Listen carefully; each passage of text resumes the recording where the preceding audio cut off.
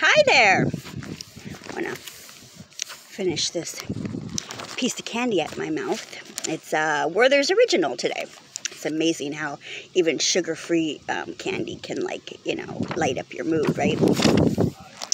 Anyway, I feel like it's critical. I'm in the last chapter of my book, and I am covering neurodivergence. I want to spread awareness that it is a concept, originally attributed to the 1990s. A sociologist named Judy Singer, who is a self-advocate with autism, who challenged, conventional ideas about what is considered normal and abnormal. So Singer based much of her analysis on her personal experiences as a child, as many do. And she was teased due to her differences. Something common, for all of us. Kids are not very nice. But her work follows the common theme, though, that no brain is the same and that everyone has a unique combination of abilities and needs. Diversity is defined as, actually, it's a state of nature to be respected. An analytical tool for examining social issues. So an argument for the conversation and facilitators of human diversity, it provides an opportunity, which is always a good thing. But I wanted to share with you guys, my notes from my book and speech. So for society to learn more about individuals whose brain operates, differently than what is considered atypical.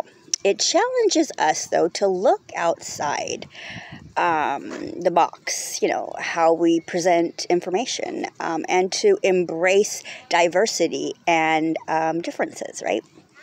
So rather than characterize it as a problematic, neurodiversity is the idea that people, experience and interact with the world, around them in many different ways, right?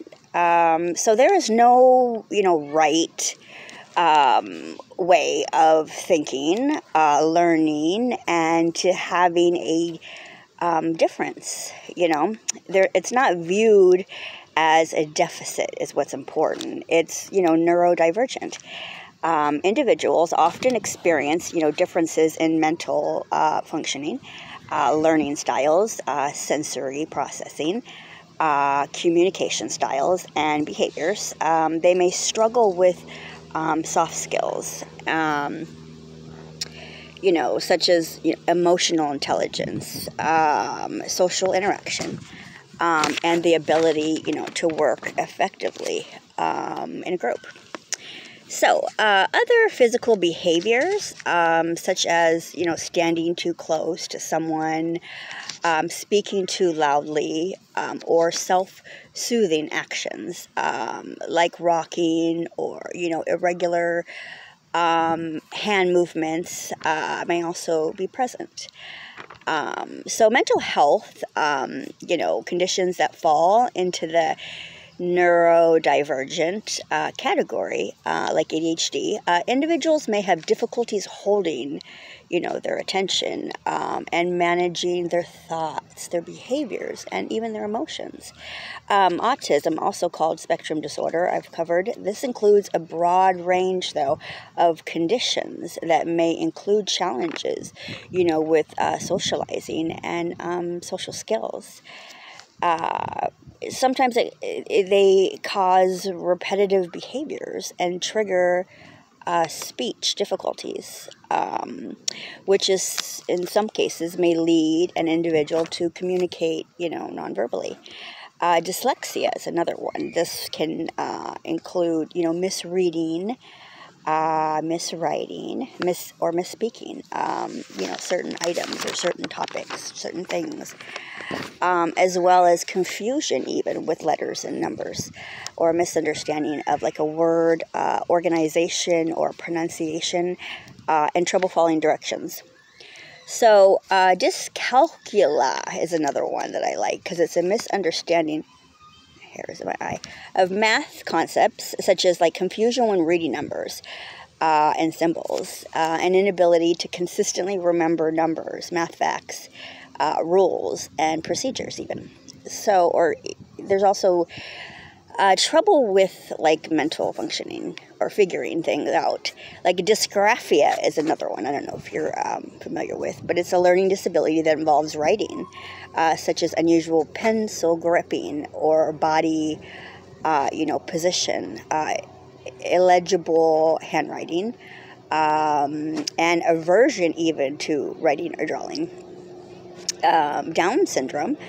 With this condition, individuals are born with basically an extra chromosome that ultimately changes how their body and brain develops and may lead to mental and physical challenges. These conditions mentioned have led to an individual processing and communicating information in a unique way. So neurodivergence starts to manifest in school and educational settings. And our teaching and our learning styles are heavily dependent upon use of, verbal communication. This starts to place certain individuals at a disadvantage, and they may struggle to keep up, the pace of learning with most other of their peers. So this is usually a first indication that the individual may use processing things differently, finding signs of possible neurodivergence and trigger a deep dive into understanding individuals, learning their style anyway, right? So there's cognitive assessments. There are tests, that assess how a person's, brain is working and can be performed by a psychologist. Family physicians can provide even, referral. So this helps others, right, understand the differences in their learning styles and can allow for a personalized, learning plan that is more focused on the individual's strengths. Another setting where this might manifest is like social settings, which individuals, may struggle to communicate effectively, or relate, to others in a manner that is fulfilling, for a diagnosis. There must be evidence of significant impairment in like quality of life. Family distress can occur as a result of their neurodivergence too. It is a social theory, though, I need to stress, not a diagnosis. You can choose to identify yourself as neurodivergent, but you should not unilaterally, assign other people that label of neurodivergent, because not all individuals with a medical diagnosis like autism or ADHD don't, self-identify that way. There's also, no standard for a neurotypical brain. So the social label also challenges us to consider how we engage, with each other across, a wide range of an individual experience, right? So a person might gravitate toward like the concept of neurodivergence as a way to frame their experience. A person might gravitate towards the concept, also because it's a supportive perspective that benefits their self-esteem and encourages, adaptive flexibility. So others may prefer to identify with their primary medical diagnosis, where clinical treatment factors have a big impact on, their functional status, as well as their well-being.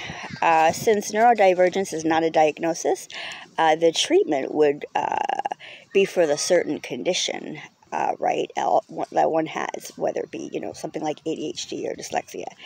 Individuals can benefit from evidence-based therapy to help them cope, both with the cognitive and, the emotional aspect of it. Sorry. Often I put my book down and the pages start, opening. So a society, I lost my train of thought. I think we underestimate opportunities for psychotherapy, which can result in meaningful improvements in functional cognitive performance and social awareness. That was funny, random dog. All right, trying to do this topic, and anyway, so it's as well as what was I saying? Interpersonal relationships. It is important to create a safe environment for neurodivergent individuals by eliminating, barriers to learning and participation. Some examples include fostering, positive relationships with others, exhibiting, patience, and allowing ample time to think and process. Along with, medical intervention, when deemed appropriate, provides a focus on the strengths of the individual rather than the deficit, then builds on those strengths.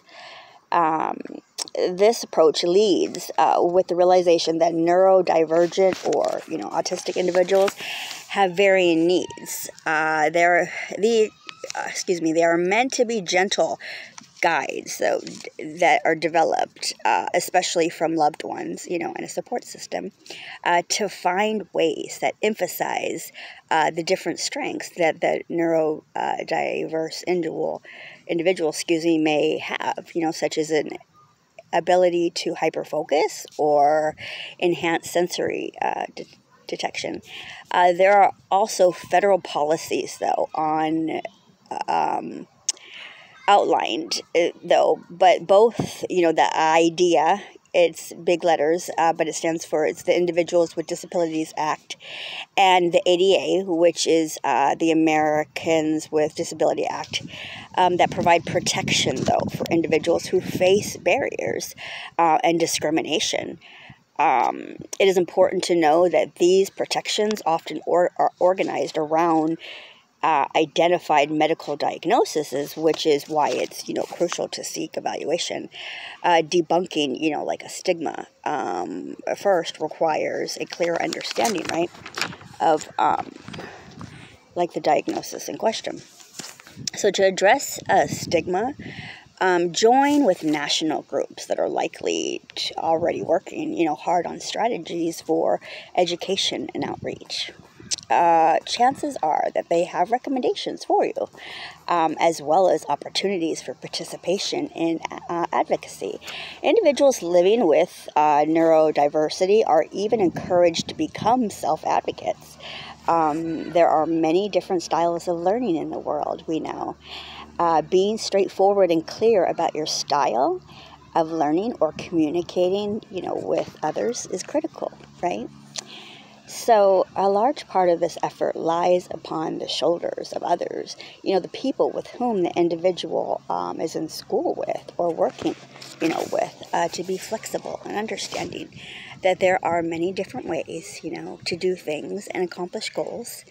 If you're concerned, about a physical, cognitive, or emotional, difference, or a disorder, I urge you to consult a doctor or a psychologist, because individuals with developmental disorders are commonly identified by their pediatrician, their teacher, and or, their parents early on. The right answer for you or your loved one may be unique, but you are not alone. Use the resources at your disposal to advocate in pursuit of whatever, a good quality of life means to you, right? All right. Thanks for listening. Talk to you guys soon, okay? Bye.